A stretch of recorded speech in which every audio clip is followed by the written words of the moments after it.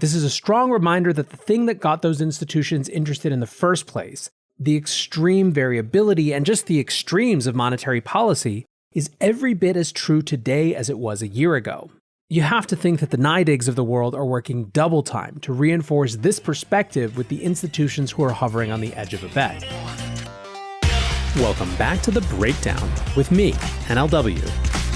It's a daily podcast on macro, Bitcoin, and the big picture power shifts remaking our world.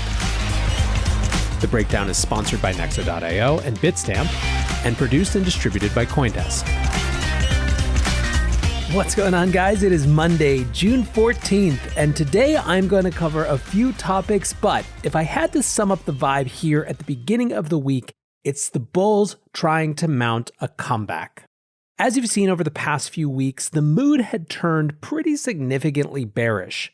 People were starting to ask whether we were settling in for a new crypto winter. At the beginning of the week last week, I talked about the inflation and digital gold narrative that had set the overarching framework for the previous year. This was the force that drove new market participants in, fueling the bull market that pushed Bitcoin from 10K all the way to 60K plus. Then again, Bitcoin hasn't been at 60K since early April. Since then, the bull market has felt the wind leave its sails. I speculated last week that the digital gold institutional momentum had largely stopped, thanks to a combination of two things. First, a macro environment which was largely waiting to see what happens next with rising inflation and expectations that the Fed would feel pressure to unwind monetary support and low interest rates.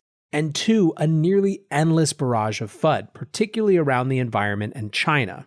Because of that, I wondered if Bitcoin needed a new macro-driving narrative to bring excitement back to the space. That seemed to happen with the bill in El Salvador to make Bitcoin legal tender. And if you need a sense of that new narrative that started to emerge, go check out Saturday's episode on Bitcoin as economic empowerment. However, just when I was ready to count out the institutional Fed has gone crazy, maybe this Bitcoin thing isn't so crazy, digital gold narrative, here comes Paul Tudor Jones himself, the great monetary inflation thesis writer storming back to re-up the message. Here's a clip from his conversation with Andrew Ross Sorkin on CNBC this morning. Listen, I like Bitcoin. Bitcoin is math, and math has been around for thousands of years. 2 plus 2 is going to equal 4, and it will for the next 2,000 years. So I like the idea of investing in something that's reliable, consistent, honest, and 100% certain. So Bitcoin has appealed to me because it's a way for me to invest in certainty, where, again, I look at the difference between the Fed of 2013, the Fed of 2021. I look at the difference between Trump and Biden. Do I want to have faith in that same reliability and consistency of human nature and the linear nature of human nature, which we know is anything but that? You like Bitcoin at these prices? I like Bitcoin. And the only thing that I know for certain is I want to have 5% in gold, 5% in Bitcoin, 5% in cash, 5% in commodities at this point in time. I don't know what I want to do with the other 80%. I want to wait and see what the Fed's going to do, because what they do will have a big impact. A few things to pull out of this. First, Bitcoin is math, and math has been around thousands of years, is a great rejoinder for people like the gold folks who say that Bitcoin has no history as a store of value. It's also a good, simple line of description for those who are into fundamentals, supply and demand, who might get hooked on the supply side of Bitcoin's story. Second, this is a strong reminder that the thing that got those institutions interested in the first place, the extreme variability and just the extremes of monetary policy, is every bit as true today as it was a year ago. You have to think that the NYDIGs of the world are working double time to reinforce this perspective with the institutions who are hovering on the edge of a bet. There's also something to be said for imitatable allocations. If you cruise around Bitcoin Twitter, you'll find a fair number of people saying, only 5%, clearly you're not orange-pilled all the way. God bless. But think about it from the standpoint of some big institutional allocator. What's more influential? What's more copyable? Saylor taking on another $500 million in debt to buy more Bitcoin, more than 100% of their reserves? Or Paul Tudor Jones saying 5%?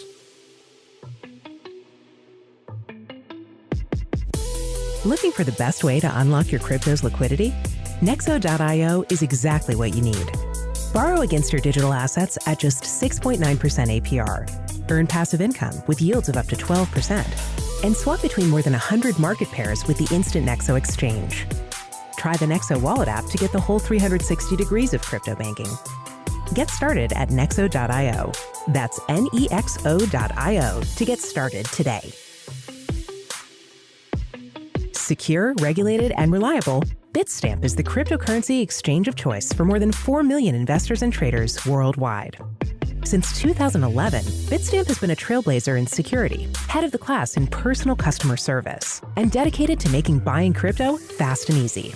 Whether you are investing on our desktop platform and mobile app or trading on our speedy APIs, Bitstamp gives you all the tools you need to reach your crypto goals. Visit bitstamp.net to learn more. Bitstamp, for all the ways we crypto.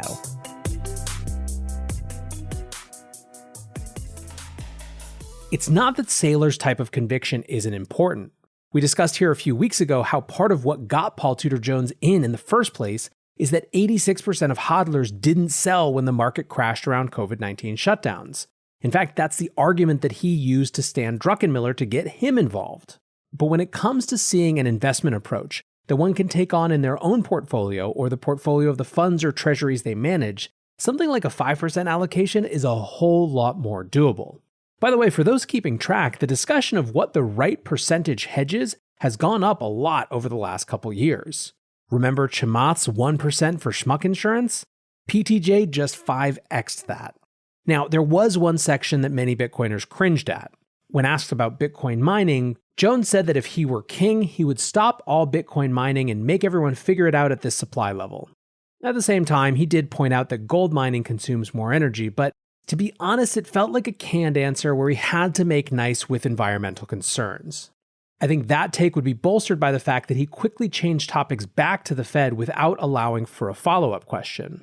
Then again, he might have just made his investment thesis in Bitcoin, stopped caring too much about the specifics of network security, and moved on. Either way, I pointed out just as a reminder to always take everyone for their full complexity, lest we lionize and valorize too much.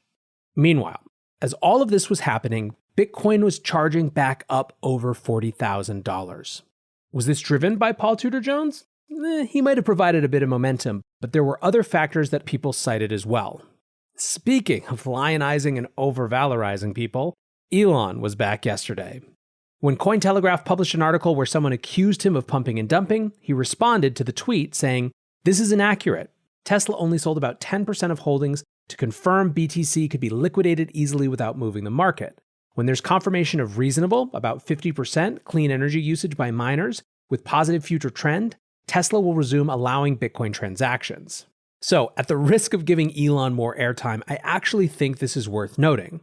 In general, people respond to and frankly need simple heuristics. Heuristics being shorthands for how to think about the world around them, particularly in domains that they don't know that much about. Musk, aided by Saylor, have now set up an infrastructure for credible Bitcoin energy reporting as well as a, so far, unofficial target. What I mean by credible in this case is that the one thing the Bitcoin Mining Council participants were clear on was that the only thing they fully agreed to was better reporting standards around energy consumption. Reporting standards that, while starting in North America, could be easily exported or voluntarily adopted by other miners around the world. Get a big enough percentage of hash power, all with voluntary disclosures of energy mix based on shared standards, and all of a sudden we're no longer in a world where energy debates revolve around cherry-picking one study versus another's estimates of the global energy mix. You have the gold standard, pun intended, of information on how much Bitcoin is mined with what type of energy. Slap on top of that a "hey, we did it" number like 50%, and what you're setting up for is a credible clean energy narrative for Bitcoin. To be clear, when I say credible, what I actually should say is believable, particularly to the market and other people who don't care much one way or another. Believability by the middle, not the people who hate Bitcoin no matter what, not the people who love Bitcoin no matter what, is the metric of success, at least in this estimation. Let's keep seeing how it plays out, but I think the approach is getting clearer. Speaking of Michael Saylor, MicroStrategy has just completed another debt sale with which it intends to buy Bitcoin. Originally, it set out to sell $400 million in debt. They ended up selling $500 million, of which they intend to buy Bitcoin with about $488 million. If you're looking for other factors that could be pressuring the market up right now, that's one to watch.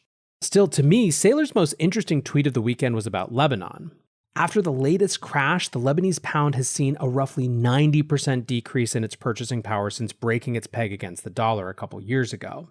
I did a primer on this in April of last year, and it seems like it's about time for an update. In other parts of the market, optimism is growing. Taproot, one of the most significant upgrades to Bitcoin in years, that has implications for privacy, scalability, security, and more, has above the 90% threshold of miners signaling support for it to move into its activation phase. In the wake of El Salvador's moves last week, the president of Tanzania has told her central bank to start preparing for the broader adoption of cryptocurrency in the world, and to look out for opportunities around economic development. Mark Cuban is using blog posts that read like open letters to urge regulators to get behind decentralized finance, which he called, quote, the next great growth engine that this country needs. All in all, kind of a heck of a way to start the week. I'm excited to see what happens next, and I appreciate you hanging out as that happens. Until tomorrow, guys, be safe and take care of each other. Peace.